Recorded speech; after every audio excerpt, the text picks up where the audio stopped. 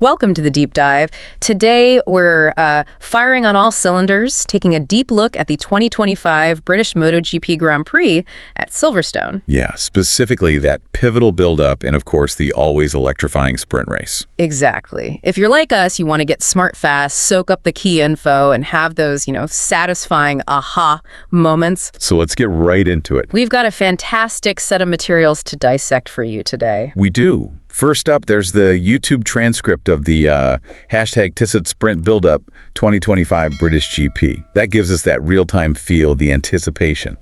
Then another YouTube transcript, this one focusing on those super fast final 5 minutes of MotoGP practice. Always revealing. Definitely crucial insights into setup there. And finally, two really sharp articles from Motorsports by Alex. Right, covering qualifying and the sprint race with some expert-written analysis. Exactly. These different angles, they should give us a really well-rounded picture of the Silverstone action. Totally agree. So our mission control today is basically to extract the absolute core insights and the most compelling storylines from all this. Yep. Give you a clear, concise, and frankly, pretty entertaining understanding of what actually went down at Silverstone. We're talking surprising upsets, maybe the end of some dominant streaks, and definitely some seriously close quarters racing. Should be good. Okay, let's dive straight into the heart of it, the legendary Silverstone circuit itself. Yeah, Silverstone. I mean, it's just steeped in motorsport history, isn't it? First established way back in 1948. Wow, that long ago. Yeah, and it roared into the Grand Prix scene in 1977, hosting the first British round actually on mainland UK. Okay. So this year marks the 15th time this iconic track out in the East Midlands has held the British GP. And it's known for being, well, fast. Oh, it's a proper old school circuit, super fast, incredibly flowing, and, a real physical test for the riders. All those changes of direction, I bet. Exactly, and the heavy braking zones, especially into turn 15. Finger straight. That's the one. It's huge. And speaking of braking and maybe some overtaking, turns 3 and 4 are kind of notorious spots. Prime spots, yeah. The commentary even flashed back to that thrilling battle between Bastianini and Martin there just last August. I remember that. Now, this Silverstone race followed pretty quickly after the French GP at Le Mans. Yeah, just under 2 weeks before. And Le Mans, well, that was a race with its fair share of drama, to put it mildly. You can say that again. Absolutely. The Le Mans weekend saw that sudden downpour right before the race start. Chaos. Total chaos. A cascade of double long lap penalties, and unfortunately, quite a few crashes that took out key players. Like Bagnaia. Yeah, Bagnaia, Mir, Zarco, Guerrero, all caught out. But on the flip side, it also delivered a really historic emotional victory. The French win. First time in 71 years a French rider had won in the premier class on home soil. Massive. So there was already a bit of a buzz coming into Silverstone, I suppose. Definitely. And the French fans, well, they were clearly still on a high after Saturday qualifying there at Silverstone too. Okay, so what were the conditions like at Silverstone itself? The build-up mentioned classic British weather. Pretty much. Cool, cloudy, that sort of thing. Thankfully dry for the time being, which is always a bonus at Silverstone. But there was one significant factor. Yes, the wind. That was definitely a talking point. How bad was it? Well, Jack Appleyard, reporting from pit lane, he noted a strong and gusty wind. Okay. Particularly on the start-finish straight where it was actually a tailwind. Ooh, that can make things tricky. Yeah, that kind of wind can really mess with the riders, especially with the, incredibly sensitive aerodynamics on these MotoGP bikes at those speeds. So it raises the question, how much did this wind really influence things, both in qualifying and the sprint? It's a great question and something they definitely had to factor in. Well, let's get straight into qualifying then, because that certainly threw up a curveball or two. It really did. Fabio Quartararo on the factory Yamaha, just on fire. Third pole in a row. Third consecutive pole position at Silverstone, yeah. He's building on that strong run from Jerez and Le Mans, where he smashed lap records. Incredible form. And 3 poles on the trot. That's his first hat trick since way back in 2021. The year he won the championship. The very same. Yeah. And his pole time wasn't just a little bit quicker. It was a new all-time lap record, 1.57.233. Wow. And the gap. Massive. A full 0.309 seconds ahead of second place. 0.3, that's huge in MotoGP. A real statement of intent from Yamaha. It truly is. And what's fascinating here is just how clear that step forward is in Yamaha's single lap performance. Like you said, over 0.3 is a chasm. Really underscores the progress they've made. Definitely. Now, joining Quartararo on that coveted front row, Alex Marquez on the Gresini Ducati in second. Which was remarkable considering. Right, considering he had that pretty big crash at Stowe Corner turn 15 back in FP2. Yeah, that brought out the red flags briefly, didn't it? It did. And rounding out that front row was Pecco Bagnaia on the Factor Ducati in third. Only his third front row start this season, surprisingly. Yeah, a bit slow on Saturdays for him by his standards. And the reigning champion, Marc Marquez, where did he end up? He found himself starting fourth, which actually breaks his streak. Oh. 7 front row starts going all the way back to Malaysia last year.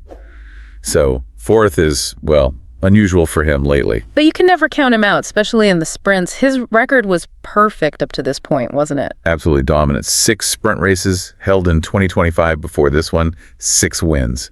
So even from the second row, P4, he was absolutely a major threat. Were there other notable performances in qualifying? Oh, definitely. Jack Miller on the Pramac Yamaha, he secured 6th on the grid.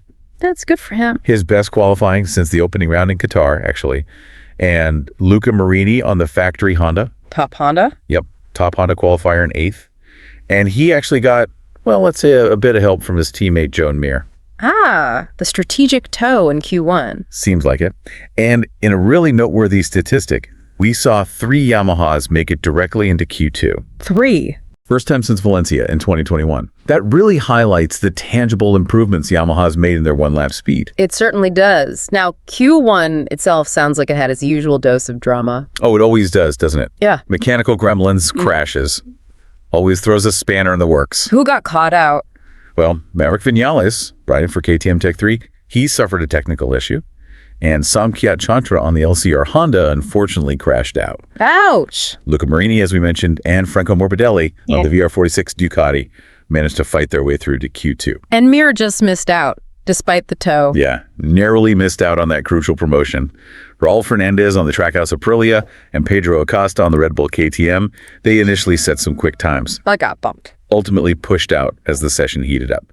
It just shows you how incredibly tight and competitive MotoGP qualifying is right now. No room for error. And that wind we talked about earlier, was it still a factor down in pit lane? Oh, yeah. Jack Appleyard specifically mentioned it again. Strong, gusty. Pointed out that tailwind on the start-finish straight. Could really affect braking points. Exactly. Braking markers, stability of the bikes at top speed, potentially forcing them to adjust their approach quite significantly. So connecting this to the bigger picture, managing those kinds of unpredictable external factors. It's just another layer of complexity these elite riders have to deal with, isn't it? Absolutely. Okay, so the grid was set. Quartararo on pole, the Marquez brothers breathing down his neck, Bagnaia lurking, and that tricky wind as a potential disruptor. Let's get into the main event of Saturday, the Tissot Sprint Race. Right. Lights out. And Quartararo got a great launch, grabbed the whole shot. Perfect start from pole. Textbook. Yeah. But Marc Marquez, starting from 4th, made an absolutely blistering start. He's known for those. Oh, yeah. Carved his way into 2nd almost immediately, and then snatched the lead by the end of the hangar straight. On lap 1, incredible. On the very first lap, Alex Marquez initially lost 2nd place in the shuffle, but showed impressive determination to fight back and retake it pretty quickly. So it looked like Mark was maybe on course for yet another sprint victory, 7 in a row. You'd think so, given his flawless record up to that point. But then his younger brother, Alex, well, he had other plans. What happened? Not long after taking the lead, Marc Marquez just ran slightly wide at turn 3. Just a small mistake. Enough. Enough of an opening for Alex Marquez. He seized the opportunity without hesitation, bang, moved into the lead. And he held it. He did. Showed incredible composure, maintained a really consistent pace, and just held onto that top spot for the remaining, 9 laps of the sprint? 9 laps total, yeah. Fantastic moment. A proper sibling rivalry playing out right at the front. Brilliant stuff. And behind the two brothers, well, there was an absolute barn burner of a fight for that final step on the podium. Oh, yeah. The commentary described it as a thrilling 5-rider battle. It was chaotic, but utterly captivating. You had Quartararo in there, Bagnaia, Fabio Di Giannantonio on the VR46 Ducati, Okay. Johan Zarco on the LCR Honda, and Marco Bezzecchi on the Aprilia, all scrapping. Wow. That's a serious group. Positions were changing constantly, lap after lap. Some truly breathtaking, overtaking maneuvers going on in that pack. So who managed to emerge from that intense scrap and claim P3? It was Fabio Di Giannantonio Digia on the VR46 Ducati. He managed to break free from that chasing group and secure third place. That's a really significant result for him. Huge. His first time on the rostrum since a full Grand Prix podium earlier in the season in Austin. Right. Always great to see a rider battle through like that. Especially in such a fiercely competitive field. And Bezzecchi, you mentioned him in that group. He started a bit further back, didn't he? Put in a good recovery. Seriously impressive recovery ride from Bezzecchi. Yeah, he didn't have the cleanest of starts, dropped outside the top 10 on the opening laps. Okay. But he just kept his head down, put in a phenomenal charge through the pack, finished in a very strong fourth place. That kind of pace and determination, that often bodes well for the longer race on Sunday, doesn't it? You have to think so. Shows he's got the underlying speed, even if the start wasn't perfect. Okay, so let's quickly run through the top 9 finishers in that sprint race, the point scorers. Right, so the top 9, Alex Marquez taking that dominant victory. Big win. Followed by his brother Marc Marquez in second. Yeah. Then DG Antonio holding on for third. Great ride for him. Then Bezzecchi in fourth after that charge. Zarco fifth, Bagnaia sixth. Quartararo slips back a bit. Yeah, Quartararo seventh. Pedro Costa eighth. He made a late move to pass Fermin Aldeguer.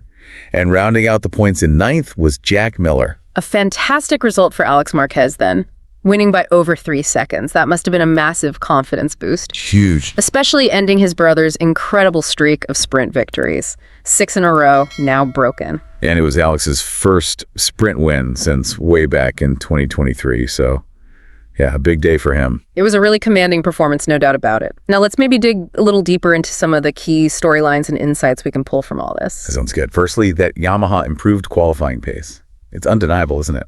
3 bikes in Q2, Quartararo's 3 poles. Yeah, it's clear they've made a step. A significant step forward.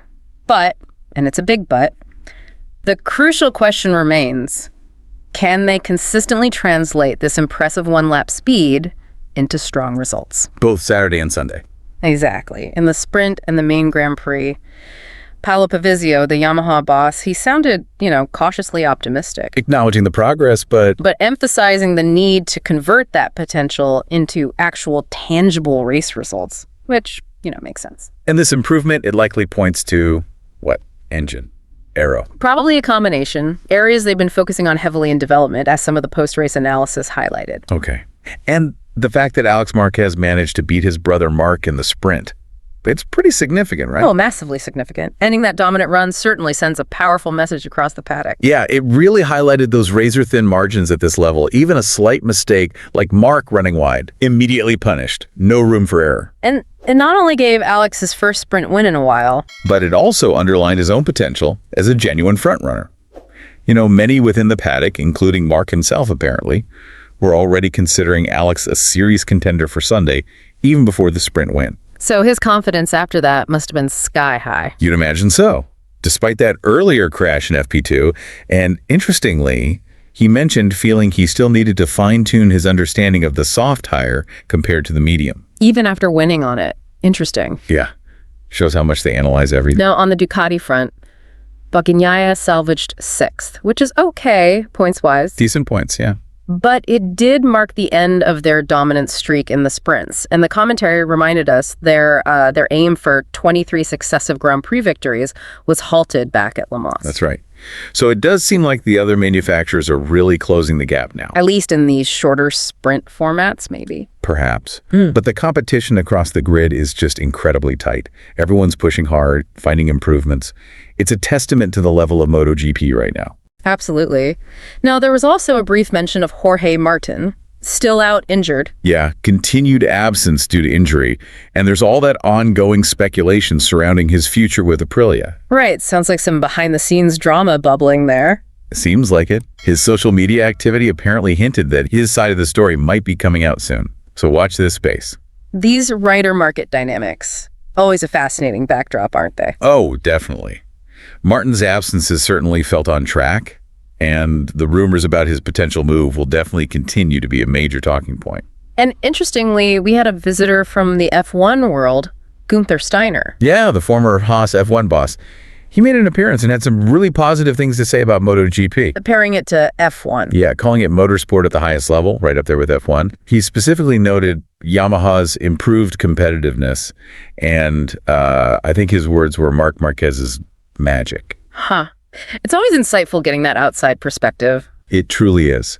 Steiner's comments really underscore the raw excitement and incredible skill involved. And similarly, England rugby star Marcus Smith was there too. Oh, really? What did he think? Shared his impressions, finding it crazy and exhilarating compared to the physicality of rugby. Wow, different kind of intensity, I guess. Exactly. These perspectives from other elite sports really highlight the unique thrill of MotoGP. We also got some snippets from team personnel, didn't we? From Gresini and HRC. Yeah, Michael Massini from Gresini Racing. He acknowledged Alex Marquez's earlier crash, obviously, but also emphasized the critical importance of getting heat into that front tire. Especially with the conditions. Exactly. Cool track, that wind. Really crucial. And Alberto Puig from HRC, he expressed his satisfaction with Luca Marini, starting on the third row, hoping for a good launch. These little insights from the team managers, they provide valuable context, don't they? Definitely. A glimpse into the specific challenges and priorities. Massini's comment about tire warm-up, especially with the wind potentially cooling the tires quickly, That's a crucial technical detail. highlights the intricacies they have to manage constantly. And it seems even the riders have their own unique pre-race routines. Quartararo was doing what before the sprint? Huh. Yeah, apparently he was spotted watching the Monaco F1 qualifying session just before the sprint. No way. Maybe looking for some inspiration from Four Wheels. Who knows? It's a fascinating glimpse into their mindset, though. They all have their ways of preparing mentally for that immense pressure. Maybe checking out what his friend Gasly was up to. Could be. It's a fun little detail. Reminds us of the camaraderie in the wider motorsport world. Okay, and finally, Silverstone itself. That fast-flowing layout. It means fuel and tire management are critical. Absolutely critical, even in the relatively short sprint race format. Really? Even over just 10 laps? Yeah, the commentary even mentioned riders having to go into fuel save mode at certain points. Wow, that's something you wouldn't immediately associate with a flat-out sprint. Exactly. But the high average speeds, the constant changes of direction, it really pushes everything, bikes and tires, to their limits. Riders need to be incredibly mindful, conserving fuel, managing tire wear, just to maintain pace and have something left for the end. Okay, let's wrap things up then. What are the absolute key takeaways from this deep dive into the Silverstone sprint buildup and the race itself? Right. Well, I think we've definitely seen Quartararo's continued impressive qualifying performance. That clearly demonstrates Yamaha's significant progress in outright speed. Big tick for Yamaha on Saturdays. Definitely. Then, Alex Marquez delivering that commanding sprint victory. Huge moment for him, ending his brother Mark's dominant streak and really establishing himself as a strong contender for the whole weekend. And that battle for third. Oh, yeah. The intense battle for the final podium spot was a thrilling spectacle, with Di Giannantonio ultimately grabbing third. And underlying all that. You've got the ongoing narratives, right? Yeah. Yamaha's resurgence, Ducati's dominance being challenged, at least in the sprint, and that ever-present drama of the rider market. Okay. Hopefully, this deep dive has given you exactly what you were looking for. That quick yet thorough understanding, packed with some surprising details and maybe those satisfying aha moments. Yeah, you should now have a really solid grasp of the Silverstone sprint race and everything that led up to it. So here's a final thought for you to chew on. With Alex Marquez breaking that sprint dominance and showing such impressive pace, and with several other riders looking incredibly fast. Like Bidzecki's recovery. Exactly. What unexpected twists and turns might the main Grand Prix hold? Will Yamaha finally convert that qualifying prowess into a Sunday podium? Or will Ducati find a way to reassert their authority over the longer race distance? And considering Bidzecki's strong recovery in the sprint, could he be a real dark horse for Sunday's main event? Plenty to think about before the lights go out for the Grand Prix.